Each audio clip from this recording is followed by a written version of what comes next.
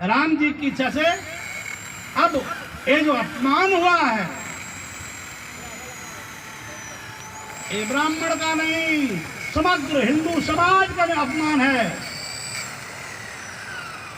ए भाई, राम जी की इच्छा से किसी को पीड़ा देनी हो तो पैर में डंडा मारे तो पैर में दर्द होगा, पीठ में मारे पीठ में दर्द होगा, हाथ में मारे हाथ में दर्द होगा, और अगर सिर में मार दे तो सब शरीर में एक समान दर्द होता है। ये ब्राह्मण का दर्द नहीं है, सर्व समाज का दर्द है। अब हम सब साधु हैं तो बहुत कुछ नहीं कहेंगे, अपराधियों को सोचना पड़ेगा। राम जी की इच्छा से उनको अपनी भूल स्वीकार करनी पड़ेगी और भूल के लिए क्षमा याचना मांगनी पड़ेगी। हे भगवान, हम बहुत नहीं कहेंगे। जहाँ तक बात ये जमीन की है, 1 एकड़ ये जमीन की बात है, हम ऐसी 10 एकड़ किसी भी पॉइंट पर रीवा में जो सबसे महंगी जगह हो हम खरीद सकते हैं। राम जी की इच्छा से ये ईंटा पत्थर का नहीं, चांदी और सोने का मंदिर बना सकते हैं। बात भूमि की नहीं, बात जमीन की नहीं, बात मंदिर की नहीं, बात अपमान की है।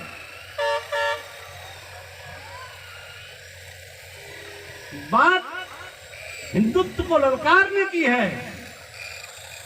अब ये संग्राम तब तक वह जारी रहेगा जब तक न्यायपूर्वक वो दोषी लोग क्षमा नहीं मांगते।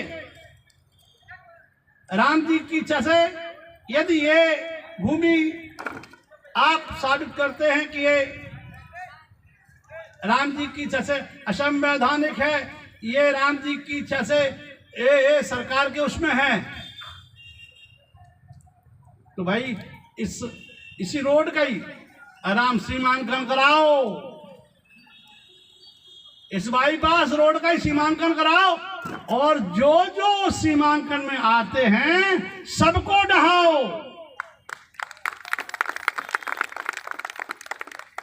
इस नगर में जहां जहां भी अतिक्रमण हुआ है सबको हटाओ, अन्यथा आपको हटाए बगैर हम सांस नहीं लेंगे।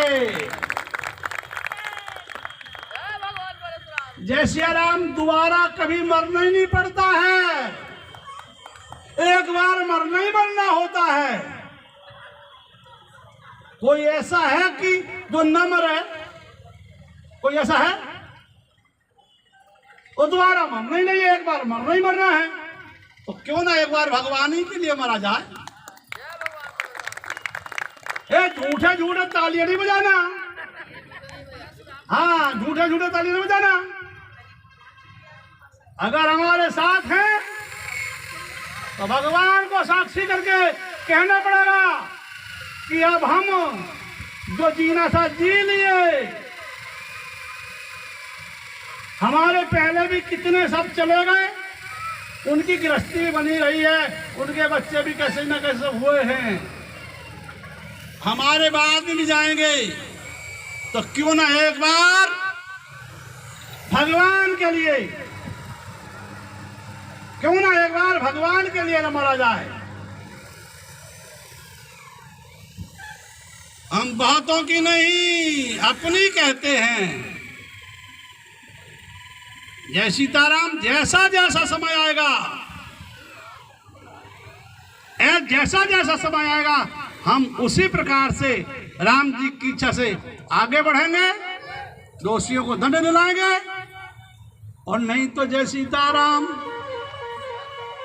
हमारे को कुछ होगा तो प्रलय आ जाएगा, प्रलय आ जाएगा। ये साधुओं को चैलेंज करना इतना साधारण नहीं है। हम नहीं श्रीधर दुबे की पक्ष ले रहे हैं, हम धर्म का पक्ष ले रहे हैं। ये जो धार्मिक स्थल का अपमान हुआ, हम इसको बर्दाश्त नहीं कर सकते हैं। पुजारी श्रीधर दुबे हो सकते हैं, पुजारी रामाशय पांडे हो सकते हैं, और कोई तिवारी पांडे पर हुआ होगा, मगर वो तो है तो भगवान का ना। राम जी की इच्छा से कोटि से हम श्रीधर को धन्यवाद करेंगे। चलो, इन्होंने अपनी गाड़ी कमाई से कुछ हिस्सा भगवान की सेवा में लगाया राम जी की इच्छा से, तो ये सेवा में अगर लगाया तो श्रीधर दुबे का नहीं हो गया। ये सब समाज भगवान का है, सब समाज का है। और ब्राह्मणों का सेवा करने के लिए एक स्थान बनाया गया था, इसलिए ब्राह्मणों का भी है। सब जगह हमने सेवा ली है। कहीं गए राम जी की इच्छा से सबसे पहले पंगत में बैठ के पाया है, प्रणाम करवाया है, दान दक्षिणा ली है। एक जगह हम सोच रहे थे ऐसी बनाई जाए जहां हम ब्राह्मण भी सबका सम्मान कर सकें, सबकी सेवा कर सकें, इसमें कोई दोष नहीं था। राम जी की इच्छा से हम आज, और जब तक ये नहीं होता है इसका निर्णय, तब तक यहाँ ऐसे ही बैठे रहेंगे। राम जी की इच्छा से ये धूनी साधुओं की है, ये लग गई तो लग गई। अब हमारे साथ वही लोग होंगे जिनको आर पार का करना है। राम जी की, हम मारेंगे नहीं, हम मरेंगे, हम मारेंगे नहीं, मरेंगे, मगर हम यदि मरेंगे, ध्यान रखना, एक आम आदमी प्रेत बन जाता है तो बड़ा तंग करता है, और ब्राह्मण में यदि कोई बनता तो ब्रह्म राक्षस बनता है, तो किसी के समाने नहीं समझता है। और साधु यदि गया तो वैष्णव राक्षस बनेगा। राम जी की इच्छा से इसलिए हम यहाँ भी तुम्हारे को संभालेंगे, और जाने के बाद भी तुम्हारे को जय सीताराम।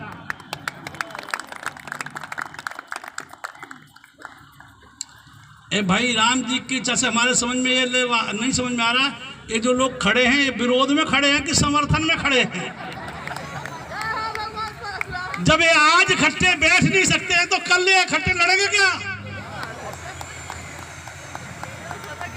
राम जी की इच्छा से जब इकट्ठे बैठ नहीं सकेंगे तो लड़ेंगे क्या? अरे भगना हो तो भग जाओ, भगना हो तो भग जाओ, और रहना है तो एक साथ रहो। हमारे को भेड़ों जैसी बहुत भीड़ नहीं चाहिए, हमारे को भेड़ों जैसी बहुत भीड़ नहीं चाहिए, हमारे को 2-4 शेर हों वही बहुत है। महाराज की जय, परशुराम भगवान की। राम जी की इच्छा से भेड़ों जैसी भीड़ नहीं, तो हमारे साथ तो 2-4 होंगे उतने पर्याप्त हैं। ए भाई, ये अगड़ित तारे रहते हैं, फिर भी लोग इसको अंधेरी रात कहते हैं। एक छोटा सा चंद्रमा आता है, प्रकाश उजाली रात हो जाती है। हमारे को केवल उन्हीं लोगों की आवश्यकता है जो आर और पार करने के लिए तैयार हों,